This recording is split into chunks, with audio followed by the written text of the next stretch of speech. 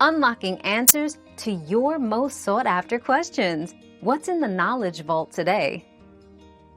Rattling dishwasher noises often come from loose or worn parts. Check the spray arm. It might be loose and spinning during cycles. A damaged rack can shift and hit the door or tub, causing noise. Debris caught in the drain pump or a faulty motor mount can also rattle. Tightening or cleaning these components usually stops the noise fast.